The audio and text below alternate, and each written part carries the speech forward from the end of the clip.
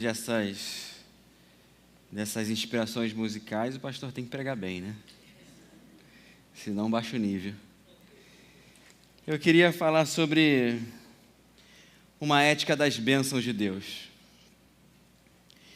Como se comportar, ou como pensar e sonhar as bênçãos de Deus para a nossa vida.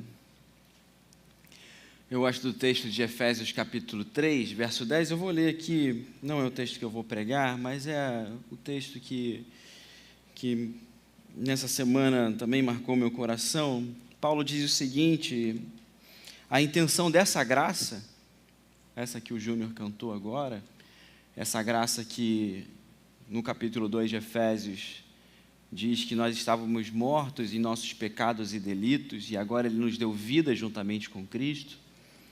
Essa graça que não é pelas obras, mas é pela fé, não vem de nós, é um dom de Deus.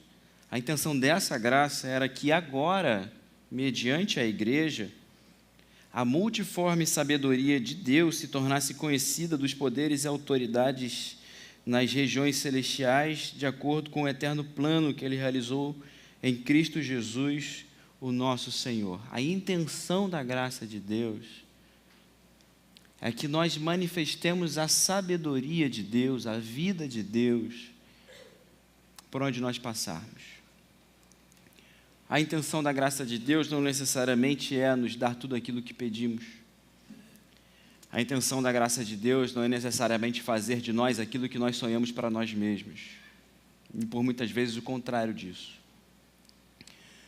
A intenção da graça de Deus não é dar aquilo que nós achamos que é benefício para nós, mas é dar o grande benefício que nós nem tínhamos coragem de pensar e sonhar, que é a graça do próprio Deus. A intenção da graça de Deus é dar o próprio Deus no nosso coração. E se isso não basta ainda, há uma grande doença em nossa vida. E é por isso que eu acredito que seja importante nós pensarmos uma ética das bênçãos. Porque não erramos só quando desconfiamos das bênçãos, às vezes erramos quando as recebemos. Nos perdemos não somente quando as tragédias vêm sobre nós, nos perdemos, desanimamos na fé não somente quando nós não vemos efetividade naquilo que esperamos, a nossa esperança não se concretiza, nós não nos perdemos somente nesses dias, mas nos perdemos também quando somos agraciados. Nos perdemos também quando vemos as coisas boas acontecendo. Nos perdemos às vezes quando vemos as vitórias chegando e nós nos esquecemos e trocamos o Deus da vitória pela vitória como um Deus. E é sobre isso que eu queria conversar com vocês nessa noite. Eu quero ler o texto de Gênesis, capítulo 50, com vocês. Quero pedir para você abrir sua Bíblia comigo. Gênesis, capítulo 50, eu vou ler a partir do verso 19. É o finalzinho da história de José, o início, talvez, da narrativa da caminhada de Israel como povo ali no Egito. Mas esse final da história de José, para mim, é uma grande fonte de sabedoria de vida. Para você que talvez esteja hoje passando por tempestades difíceis. Para você que talvez esteja esperando uma bênção de Deus, uma resposta de Deus, ou para você que talvez já tenha sido abençoado, ou se sinta muito abençoado por Deus. Eu gostaria de tirar algumas lições desse texto. Gênesis capítulo 50, a partir do verso 19. Mas José respondeu. José está respondendo seus irmãos, que após a morte de Jacó, seu pai, estão com medo de encontrar José falando: olha, papai morreu, a gente fez desgraça na vida de José, agora chegou a hora dele se vingar. E então José está aqui respondendo a esse medo dos irmãos. E ele diz: não tenham medo. Será que eu estou no lugar de Deus? Vocês, na verdade, planejaram o mal contra mim. Porém, Deus o tornou em bem, para fazer como estão vendo agora, que se conserve a vida de muita gente. Portanto, não tenham medo. Eu sustentarei vocês e os seus filhos. E assim José os consolou e lhes falou ao coração. Que Deus também assim fale ao nosso coração nessa noite de uma forma poderosa. Você talvez conheça um pouco da história de José. José é filho de Jacó, junto com alguns outros irmãos. Jacó é conhecido como um sonhador. Esses sonhos e as descrições dos sonhos de José incomodavam seus irmãos, numa espécie de antipatia entre eles, de falta de sintonia entre eles, ao ponto que os irmãos decidem vender José, o que traz para a vida de José não somente o fato de ter sido vendido e traído ou jogado fora pelos seus irmãos, ter sido abandonado pela sua família, mas traz também para a vida de José uma prisão indevida, um esquecimento, uma traição de um companheiro de cela, acusação da mulher de Potifar de um ato indevido, traz injustiça para a vida de José, traz abandono, traz afastamento, traz tragédia para a vida de José. E ao final disso tudo, José, pela graça de Deus, se torna governador do Egito, a nação mais proeminente daquele momento, em que num momento de seca e de escassez, José é muito sábio na administração dos recursos daquele reino e por isso é um homem de confiança. Diante de uma terra em escassez, os seus irmãos que o haviam vendido, agora precisam ir até o reino do Egito para conseguir alimento. E quem te viu passar na prova e não te ajudou, quando vê você na bênção, vai se arrepender. Isso não tem nada a ver com a história de José.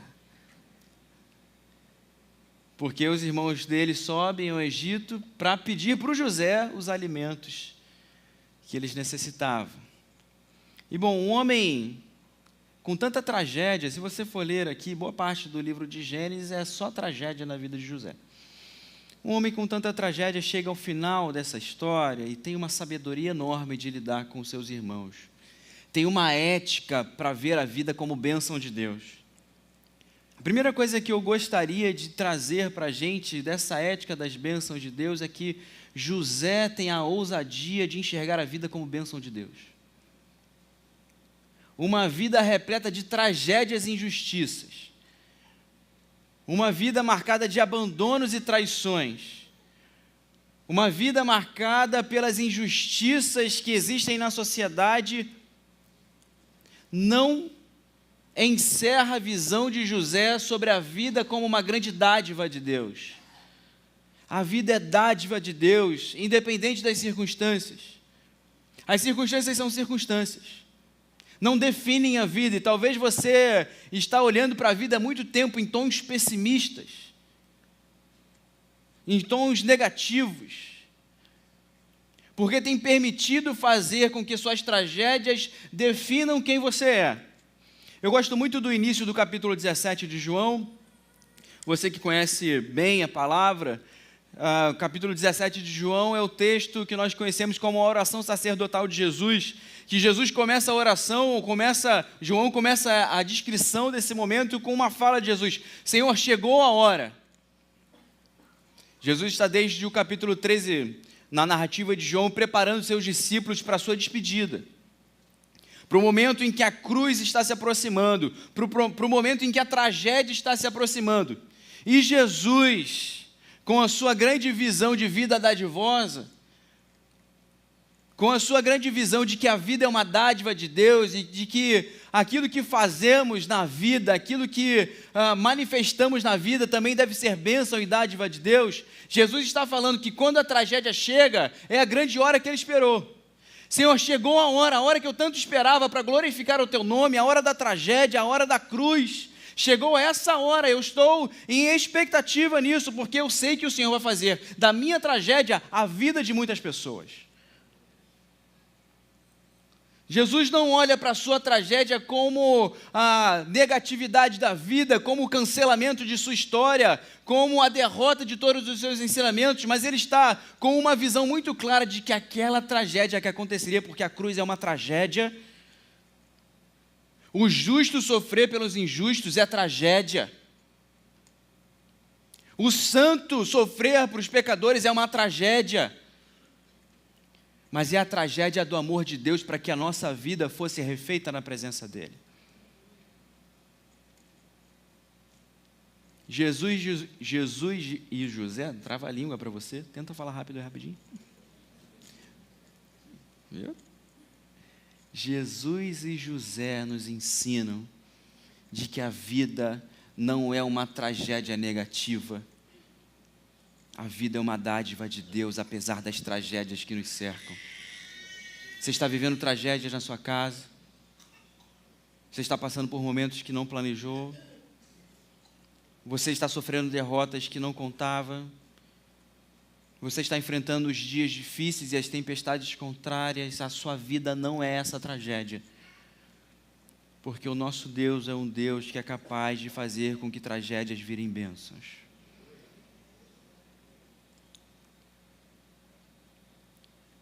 José está me ensinando aqui 3 coisas importantes. A primeira é essa, de que eu não estou encerrado nas minhas tragédias.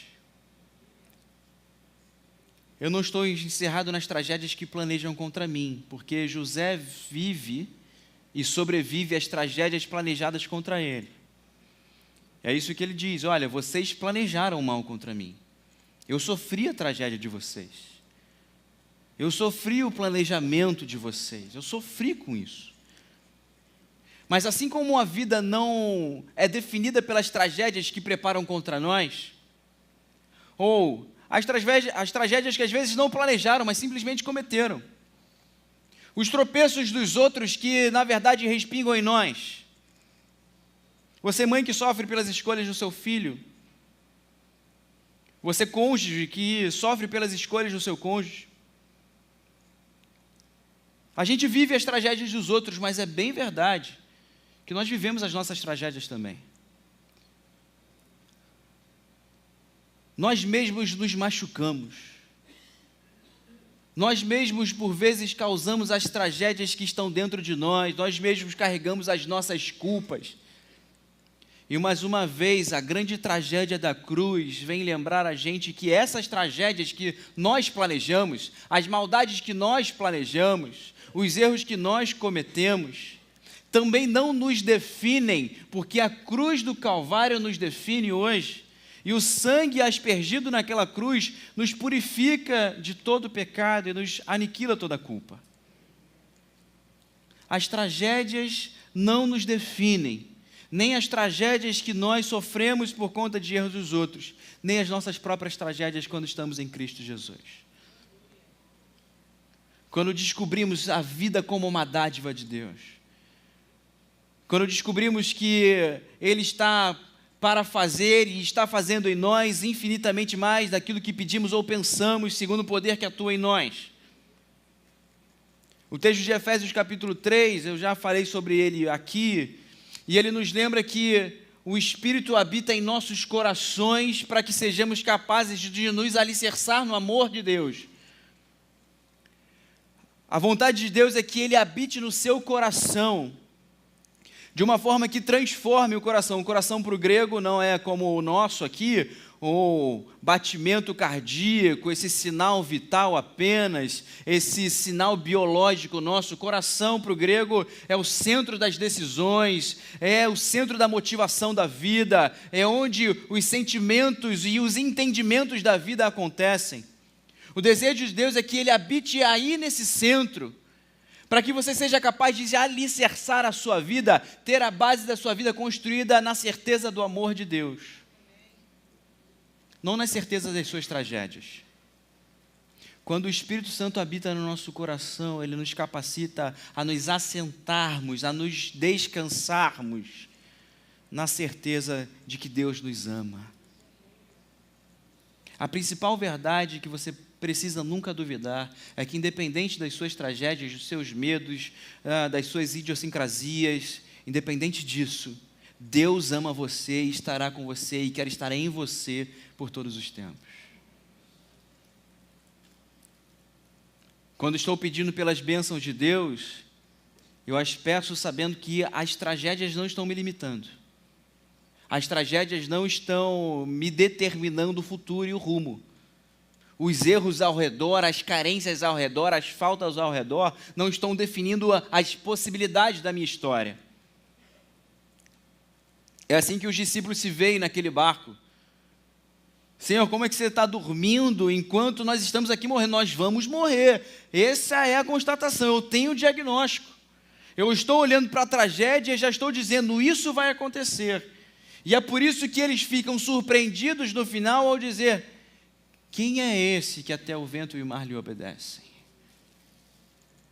Porque quando somos definidos pelas nossas tragédias, nós perdemos a capacidade de reconhecer quem Deus é de verdade.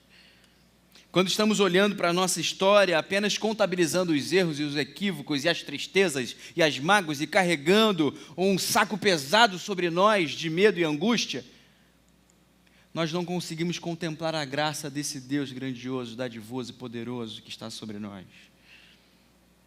Essa é a segunda coisa que José me ensina. José, diante da história dele, ele faz uma pergunta muito simples. Acaso estaria eu no lugar de Deus? Acaso eu tenho a possibilidade de, mesmo não concordando com nada que existiu, de mesmo tendo sofrido em pele, mesmo tendo existido no meio das tragédias, eu posso estar no lugar de Deus por ter permitido que isso tudo acontecesse?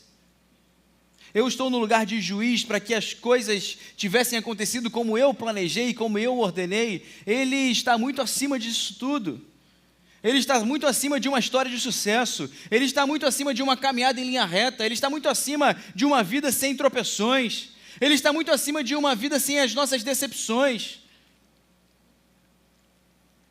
Esse é o tom da história de Jó.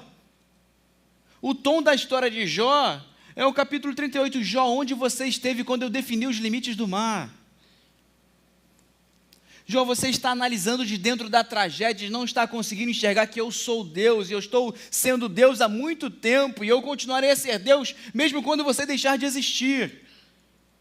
E confiar em Deus é reconhecer exatamente isso, porque se Deus não tivesse todo o controle, que Deus seria esse? E então descansar nas mãos de um Deus que permite que tragédias aconteçam, mas está conosco na tragédia. E esse é o reconhecimento de José. Olha, muito além de só reconhecer de que ele não é Deus, ele está falando, Deus esteve comigo dentro das tragédias. Deus não estará com você somente nas bênçãos, nas respostas positivas. O que talvez seu coração precise lembrar é que Deus está contigo nas tragédias. Nas quedas, Deus está lá. Nos erros, Deus está lá. Nas decepções, Deus está lá perto. E com certeza está fazendo com que não fosse muito pior do que poderia ser.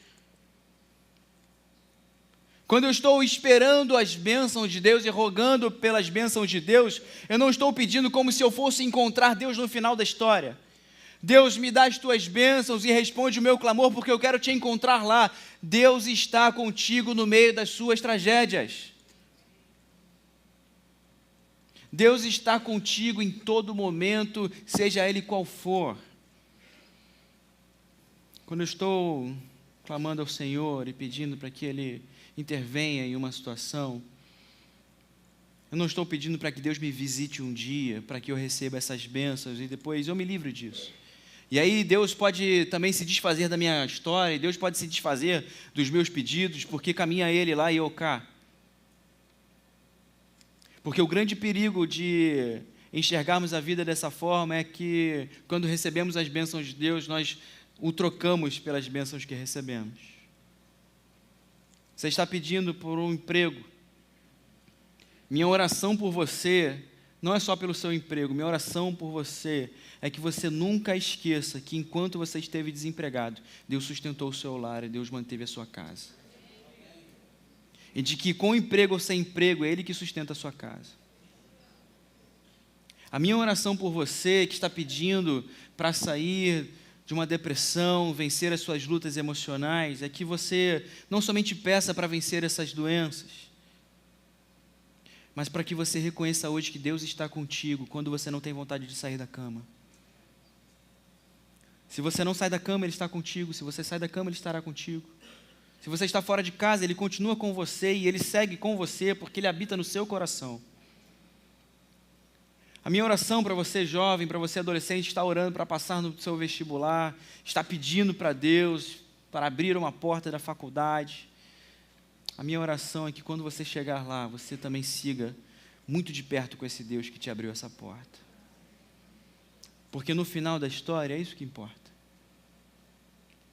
No final da nossa história de fé, no final de cada história de pedidos, de bênçãos, de tragédias, de esperas, de respostas, de ausências, o final de tudo, o que resta é Deus.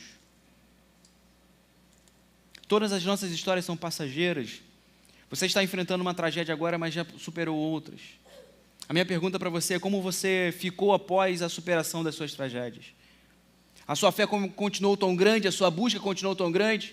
Porque assim, a gente passa por tragédia, a gente vê o medo chegando perto de casa, a gente vai no culto de oração, a gente vai no culto de oração da nossa igreja, da igreja do lado, a gente frequenta o culto de oração da vizinha, a gente vai pedindo oração para todo mundo, e a gente vai buscando, e a gente faz plano bíblico, e a gente lê. A gente é meio supersticioso, porque isso é superstição, tá, gente? Porque a gente acha que a gente está comprando o favor de Deus, isso é superstição. E ao invés de buscar o próprio Deus, a gente está buscando a potencialidade do Deus. Deus, você pode me dar um emprego, então eu vou ficar aqui até você ser convencido de que você pode me dar isso. Eu vou fazer acontecer e eu vou obrigar, Deus vai ficar constrangido com o tamanho do crente que eu vou virar. Vai. Vão me ver tanto na igreja e vão assim, pô, ainda está desempregado, Deus está falhando. Poxa, ainda está com problema na família. Deus, pelo amor de Deus, né? Ele merece.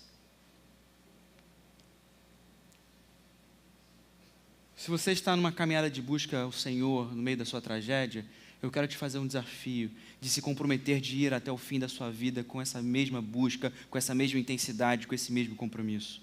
Não está errada a busca não, querido. Eu quero abrir os seus olhos para que Deus tem muito além de uma mera resposta para a sua família. Como nós falamos, basta uma palavra do nosso Deus, que as coisas acontecem, basta uma palavra, basta Ele ordenar e o vento e o mar se acalmam. O grande objetivo de Jesus com aqueles discípulos era que eles contemplassem o poder dEle e o reconhecessem como Cristo e caminhassem como discípulos dEle. Os milagres foram a balde. Os milagres Jesus fazia a balde. A grande dificuldade era que aqueles discípulos confiassem que Ele é o Cristo, o Filho de Deus vivo, e entregassem suas vidas até a morte a Ele. A grande dificuldade que nós temos quando pedimos as bênçãos e esperamos as bênçãos de Deus não é recebê-las. É que nós nos achemos no meio das nossas esperas como seus discípulos amados, como seus filhos amados, como alguém que não tem como se apartar da presença do Pai. José me ensina isso. Acaso eu poderia estar no lugar de Deus? Acaso eu sou Deus? Eu consigo reconhecer que Deus esteve comigo no meio da tragédia que vocês planejaram contra mim. E é por isso que na tragédia, José mantém uma firmeza absurda. E depois da tragédia, José mantém a sua constância de fidelidade ao Senhor. Porque para José, o que estava ali imperando sobre a vida dele era essa constância de presença de Deus no meio da sua vida e da sua história. O convite de nós enxergarmos a vida assim não é de um positivismo barato, de que tudo vai dar certo no final. Nem de um realismo histérico, de que faz todas as coisas serem uma tragédia e é uma falta de esperança danada. O convite da fé é de confiança e descanso. O convite da fé é de ter a certeza daquilo que não se vê. É de ter convicção, de ter um tipo de conhecimento que a nossa razão não é capaz de produzir, mas ter a convicção de que no final disso tudo nós veremos ao nosso Mestre. É Jó dizendo, eu sei que o meu Redentor vive e se levantará ao meu favor. Mas em último lugar, em terceiro lugar, esse Jó me ensina que eu não sou minhas tragédias, eu não sou definido pelas tragédias que estão ao meu redor. Eu não sou definido pelas ausências, pelas carências. Eu não preciso somente viver cercado de uma retórica de injustiça. Eu tenho que, sim, viver e querer as justiças que me são caras.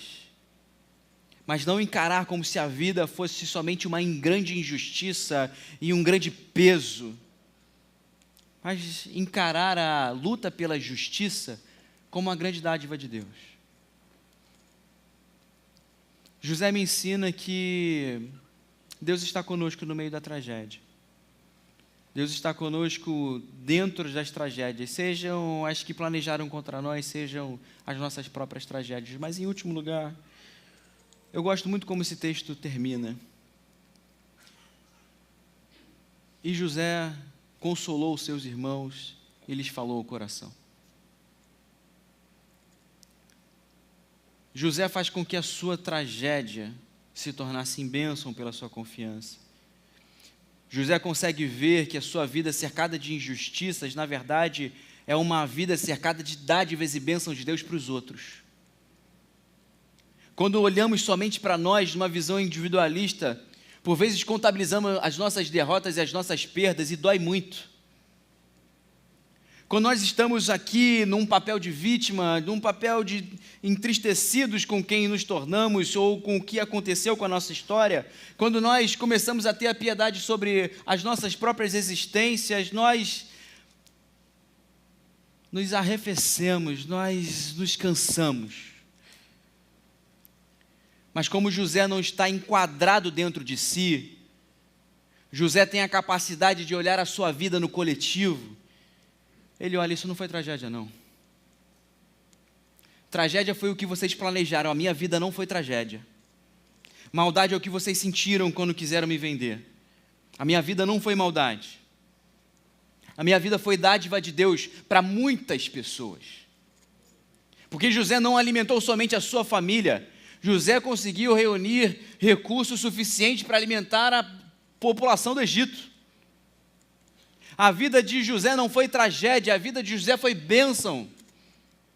A sua história com Deus, apesar de cercada de tragédias, quando encarada como uma vida coletiva, com os aprendizados da sua história, com a dependência de Deus da sua história, com a sua fé renovada, com a sua confiança em Deus, com a sua fidelidade a Deus, a sua vida se torna em bênção para a vida de outras pessoas e você multiplica a graça de Deus, mesmo quando o mundo, a história, a sua família ou muitas pessoas quiseram tornar a sua vida uma tragédia. José não se permite dizer que a vida dele é uma tragédia apesar das injustiças. José diz, a minha vida é uma bênção e uma bênção para muitas pessoas, porque a graça de Deus não pode ser contida quando derramada. A graça de Deus foi manifesta na minha vida e por isso a minha vida é uma dádiva, é um presente e eu me satisfaço em ser um presente para a vida da minha família. Talvez o que esteja em jogo hoje não seja o reparo de todas as tragédias. Talvez seja a gente vencer os nossos egoísmos e dizer, sim, foi duro, mas Deus me tornou em uma bênção para a minha família. E eu me satisfaço. Talvez eu tenha deleitado muito pouco, eu tenha trabalhado muito. Talvez eu esteja muito cansado, mas é um cansaço que vale a pena pra caramba, porque Deus está fazendo da minha vida uma bênção para aqueles que estão ao meu redor. Trocar a visão da tragédia pela bênção, trocar a visão da bênção pela presença do nosso Deus, trocar a visão de um olhar negativo individual para uma perspectiva de que Deus quer tornar a sua vida uma bênção para muitas pessoas, apesar das tragédias que nos cercam. De tudo aquilo que o inimigo tenta soprar de maldade na nossa vida, há um vento de Deus querendo que nós sejamos bênção onde nós fomos plantados, onde nós fomos colocados. E é por isso que eu comecei essa palavra dizendo, o objetivo dessa graça é que nós manifestemos a sabedoria de Deus, a vida de Deus onde nós estivermos. O objetivo dessa graça, de saber que somos amados por Deus e que esse amor alivia o nosso fardo, de saber que esse amor alivia as nossas tragédias, os nossos medos, os nossos cansaços. O objetivo dessa graça que nos acolhe e nos abraça é falar para você que hoje está a ponto de desistir de tudo. Deus está te transformando numa bênção, sua vida não é uma tragédia. Deus está te transformando na sabedoria dele na sua casa. Você vai ser bênção de Deus na sua casa, apesar das tragédias e das derrotas. Deus está fazendo com que essas histórias tragam um coração ensinável, um coração simples e humilde na presença dele, e que a partir da sua fidelidade a Deus, ele pode fazer com que você seja bênção para muitas pessoas. Pensando em uma ética das bênçãos de Deus, eu queria perguntar a você como está a sua visão hoje. Você está esperando uma resposta do Senhor? Você veio aqui nessa noite, talvez, para buscar a Deus e dizer: olha, Deus, a minha última esperança é o Senhor, a minha última esperança é que o Senhor resolva esse problema. Eu estou aqui para tentar arranjar as forças para continuar enfrentando. E talvez Deus esteja te dizendo: olha, as tragédias são duras demais, mas eu estou te transformando em bênçãos para muitas pessoas. Eu estou contigo no meio da sua tragédia. Eu estou com você no meio das quedas. Eu estarei com você quando você sair delas. E você não vai ser definido pelas suas tragédias, porque eu sou o Senhor da sua história. Jesus não foi marcado somente pela tragédia da cruz, mas a gente precisa lembrar sempre de que Ele venceu ao terceiro dia, ressuscitou e está aqui presente. O que nos marca como cristãos é a presença de Deus, a presença do Cristo ressurreto. A cruz não pôde detê-lo, assim como a sua tragédia não pode deter o poder de Deus na sua vida. As suas derrotas não podem travar, não podem impedir o poder de Deus na sua vida. Mas para isso, nessa noite, a gente precisa decidir confiar. Para isso, nessa noite, a gente precisa ser muito sincero com a nossa vida e com a nossa existência e dizer: olha, parece que minha vida foi uma tragédia.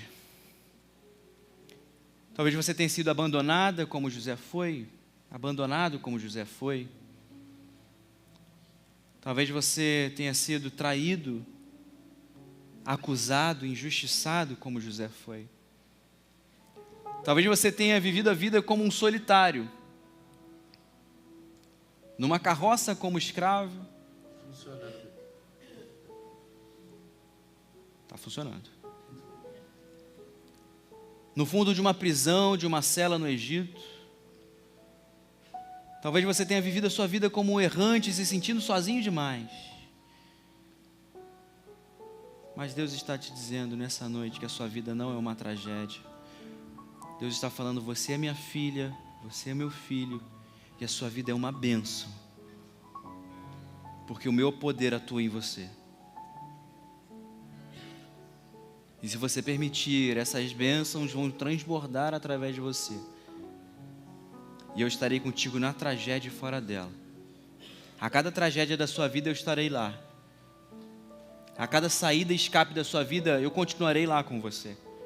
Porque eu sou o teu Deus, eu sou o teu Pai, e eu amo você. E você pode construir a sua vida no meu amor. Eu quero habitar no seu coração, para que você não construa mais a sua vida sobre as tragédias, mas para que você construa a sua vida no meu amor. Para que você seja capaz de não olhar somente os pesos da vida, mas para que você enxergue a vida como uma dádiva dos céus para você. Queria convidar você a fechar os seus olhos nessa noite, a olhar no fundo do seu coração. Queria convidar você que está em casa também a fechar os seus olhos, a orar ao Senhor e dizer: Senhor, está aqui alguém que foi abandonado, alguém que foi traído, alguém que foi muito machucado pela vida, alguém que não tem confiança em si, mas que nessa noite está dizendo: eu não sou as minhas tragédias, porque o meu Deus me ama. Eu tenho um Pai que me ama, e eu quero construir a minha vida nesse amor. Eu gostaria muito de orar por você nessa noite. Eu sei que Deus está tocando o seu coração, eu sei que Deus está abrindo os seus olhos, Deus está renovando a sua vida nessa noite. E se essa mensagem está tocando o seu coração de alguma forma, Se Deus está falando para você essas palavras e você está aí sentindo no seu coração que é para você, que faz sentido para você e você quer ter esse compromisso com Deus de construir a sua vida no amor dele, eu queria te convidar a ficar de pé no seu lugar, porque eu queria orar por você. Se Deus está falando contigo, fique de pé. Amém. Deus te abençoe, querido. Deus te abençoe. Deus te abençoe. Pode ficar de pé. É com você que Deus está falando. Deus está te tirando das suas tragédias e construindo a sua história no amor dele. Deus está renovando a sua vida, dizendo que você não está definido pelas circunstâncias, mas está definido pela presença constante do seu amor. Deus te abençoe. Muito bem. Mais alguém? Fique de pé. Se Deus está falando com você, se é com a sua história, se é a sua história que Deus quer renovar, eu queria muito orar pela sua vida. Nós estamos aqui como igreja para orar por você. Há mais alguém? Senhor, o Deus da história e o Deus da graça, Tu conheces o coração, conheces os defeitos, conheces os mais profundos pecados de cada um de nós, conheces também as tragédias que nos cercam, os erros que cometeram, as histórias desgraçadas que nos cercaram. Mas Tu és hoje o Deus de toda graça e todo amor, que nos alivia e que nos recondiciona a vida e nos reafirma o Seu amor e restaura o nosso coração, reafirmando que a vida é uma dádiva Sua, e nós glorificamos o Teu nome por isso. Sela, Senhor, esses corações que estão de pé com esse Teu amor constante, e que o Senhor habite ricamente em cada um deles, fazendo com que nas bênçãos e nas tristezas nós possamos permanecer contigo. Resgata, Senhor, das tempestades, resgata, Senhor, das quedas aqueles que estão agora confessando seus pecados, e define-os pelo teu amor e pela Tua graça e pelo Teu caminho. Nós queremos caminhar com o Senhor nessa noite, e a partir dessa noite nunca mais deixar de caminhar contigo. É isso que nós te pedimos e te agradecemos, no precioso nome de Jesus.